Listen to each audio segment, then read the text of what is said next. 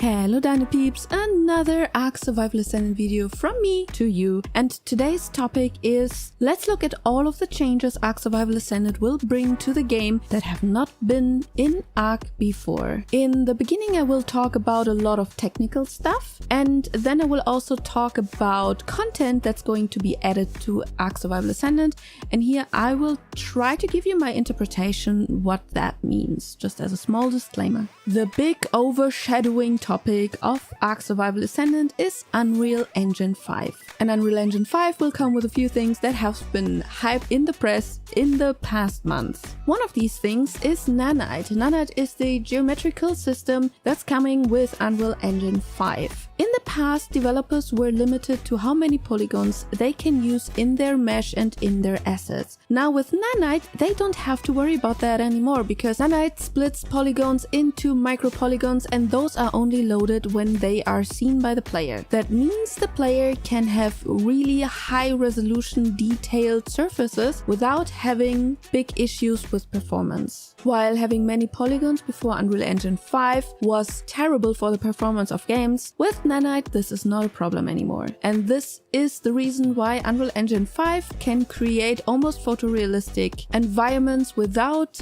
grilling your PC. The next technology that comes with Unreal Engine 5 is Lumen, and Lumen is a tremendous improvement to the light system. Lumen allows environments to reflect lights in a more realistic way than any other light technology before. Light will now also shine through surfaces that are translucent. Unreal Engine 4 had its issues with this. For example, if you have a tree, light can now shine through the leaves because that's what light does. It didn't work in Unreal Engine 4, but as you can see here in Unreal Engine 5, this feature makes it easier to as well create almost photorealistic environments. The next technology that's going to be supported by ASA is RTX Direct Illumination, and that's another technology that improves light. Again, the priority is creating realistic light without killing your PC, and the big thing about RTX Direct Illumination is that you can have thousands and thousands of little lights on your map that realistically simulate reflections within your environment. And not only that, if you have a surface that has an oddly shape and that creates a reflection on another surface, the reflection will have the same shape. Previously, you had to place light sources and light spots in your scene in order to simulate light. And if you were a good and talented developer, you were able to make this look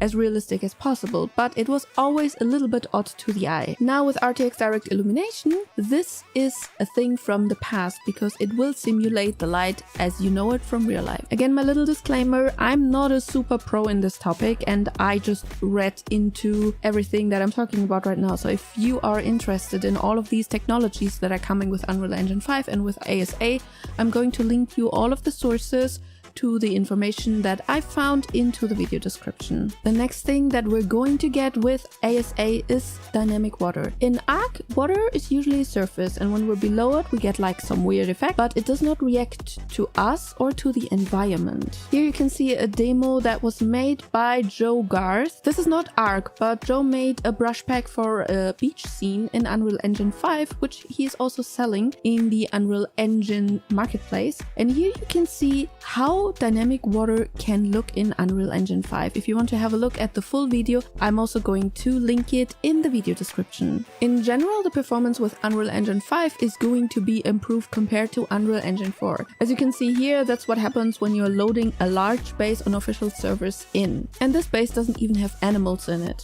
Unreal Engine 5 should be able to load these in no time and without issues to your performance. One of the biggest changes for me when I read the announcement was that your character is now bound to your account and not so much to a server. This character saved on your account can then transfer between servers and even platforms, and you can take your character, your items and your animals with you. How exactly this is going to look, we don't know yet. We just got like a brief description, and to me it sounds a little bit like the Valheim system, where you have your character, which is kind of locally also cloud-wise saved, and then you can join any server server with the character you have saved in your cloud. But just keep in mind that we're not going to see this account system on release because, as they said, the server transfers will be turned off until Scorched Earth hits, so there won't be any traditional server transfer as we know it, and I'm not even sure if the server transfer as we know it will continue to exist anyway. And then we have the insane big modding updates that are going to change the play style of a lot of people. I'm not a modder, so I cannot tell you and explain to you in detail how things are working, but I at least try my best. I also sent Wildcard a few questions to the modding system, so if I have infos about how that works and if they answered, then I'm going to make another video in which I'm going to explain it further. As far as I understood, modding is going to be on Overwolf. You're going to have an in-game menu in which you then can choose which mods you're going to play with. Mods will then be available on console and on PC and on any other platform they're going to offer for ASA. Mods are also going to be free and premium mods which you can pay for. They have not sent enough infos for me to tell you how that works, but I know they have asked modders to contact them if they want to be in the premium mod program. I also don't know if Overwolf is the exclusive platform or if it's just for the cross modding platform, and that there is a chance that you can still have Steam mods that you use for Steam only servers. This is one of the questions I sent to Wildcard, and if I know anything about it, I will let you know. And one thing that was mentioned twice in both of the announcements that I saw was the full blueprint modding. And honestly, I have asked 3 modders what this actually means, and everyone was just shrugging their shoulders and were like, yeah, we don't know either.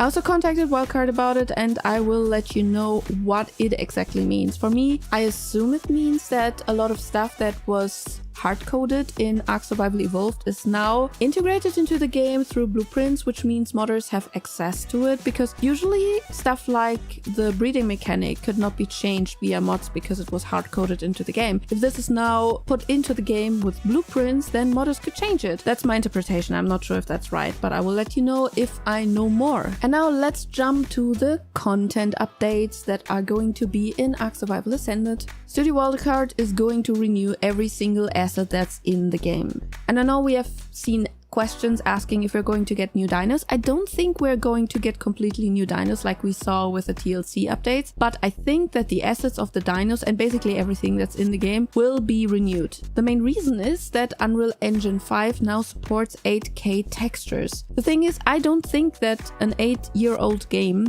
has textures that are in 8K. And I also don't think that they still have the files so that they can just throw them in their computer and yell enhance at the monitor. I mean, maybe they have a better file system than I have. This could still be, but I assume that redoing all of the assets and making them fresh and new is the easier and faster way to do it. And that not only contains dinosaurs, but it contains basically all structures, all foliage, all animals, basically everything you look at in the game. And next we are going to get to some balance changes, and this is something that will mainly hit PvP, I assume, because a lot of things that they mentioned does not affect PvE in the slightest. One thing is changes to caves, and they mention crouch spots. So I'm not sure if they make the caves more or less accessible. For PvP, I would almost assume less accessible. Then they're going to balance mechs, which is also something you hardly use in PvE. I think the only time I have used the mech in PvE is when I did the King Titan Alpha. The next change they announced was balance changes to aberration creatures. And here I'm also not sure.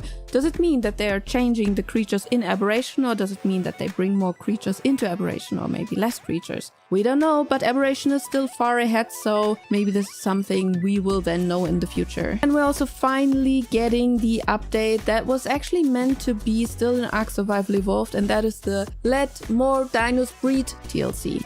I know that's not the official name, but that's just how I name it now. And I personally know everyone's mother, mother-in-law, brother and father had the griffin on their list to finally be breedable. At least when I looked at Twitter and what people messaged the devs after they had the last Make Everything Breedable TLC, everyone wanted the griffin to be breedable. They didn't mention the griffin in particular, but yeah, you know, we see you devs, we see you. And then we have more quality of life changes, and I'm not sure if that's a good or a bad change, because they're going to improve the dino AI. And my first thought was, hey, when I tame a dino and I let it follow me, Then it finally doesn't get stuck in trees anymore, but then I remember that they might also change the AI of wild dinos. And we needed their very stupid little dinosaur heads in order to trap them. So yeah, good luck trapping dinosaurs in the future, I guess. And now a big change for everyone who loves to take screenshots in the game. And I think Unreal Engine 5 is very inviting for us to take a lot of screenshots.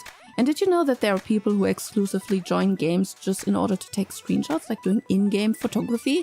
I didn't know. I found that out. It's fascinating. But for people like this and for people like us as well, who just want to take funny screenshots and who want to show our colorful dinos to our friends, we will get a new photo mode. Ark Survival Evolved had a photo mode as well. It was Ansel and it was a catastrophe and it was only available in single player, and I hope I never have to deal with it again. And now to the interesting changes, especially for this channel. One change they announced that got my heart beating a little bit faster is that we are going to be able to find wild dino babies that we can then tame and let grow up in our base as our own. We have seen wild dino babies in the past, but this time we are going to see more of them, and I'm really stoked. Another thing they also announced was a dino and baby management quality of life system. I have no idea what that means, but I've seen people suggesting to include a structure in which you can breed dinos in order to avoid big dino groups, and I know S Plus has something like that, and I know the S Plus dev is now working for Wildcard, so maybe we have something going on there, who knows. And do you like more changes in ASA? We're going to also have a minimap and pings, and it's going to be the same mechanic that we already know from the Survival of the Fittest. Very handy. I really need minimaps in games because I get lost all the time. I got lost in my own base. So that I didn't have a minimap and that I still survived in this game, it's a miracle to me. But now we're getting minimaps, we're getting pings to finally show our friends what we mean and what we're pointing at, and I'm really happy about this. The next thing hardly anyone talked about was that we're getting a better character creation. I mean, have you looked at the Ark Survival Evolved characters? I'm not a big fan. I'm basically the opposite of a fan when it comes to the characters, and I have been tweeting at the devs that I want to have a TLC just for the characters. And them announcing that they are improving the character creation is something I want to see, and I hope my very frequent tweets to the devs have helped for them to make this decision. And then another very helpful change is that we're going to get new structures. We're going to have like displays and smaller teleporters and stuff like that. Also things that really remind me of S Plus things. So maybe we get more S Plus integrations into ASA. Another very nice change is that we're going to get a dedicated chibi slot, and we're getting a tab just for our skin. So you don't have to put your skins on your armor anymore. You don't lose your skin accidentally when you throw away armor, and you don't have to remove the skin just to see what armor you're wearing. So this is a very nice change. I really like it. And then we had a few preview pictures of things that we now know that are changed, and that's the structures. The structures are going to be bigger, and they're going to fix the snap points. And I already talked to Captain Fat Dog when I heard that they're changing the snap points, asking him if he's scared that it will probably break all of his traps, but he said he's more excited to see what he can do with the new structures. Now that they also changed their shapes, I think there is a lot for him to explore with these new changes. And now to the last point, and I know that's not super exciting for everyone, but for a few of you, and that is that Ark the Survival of the Fittest will be integrated in Ark Survival Ascended. And from what I know, it is still the plan.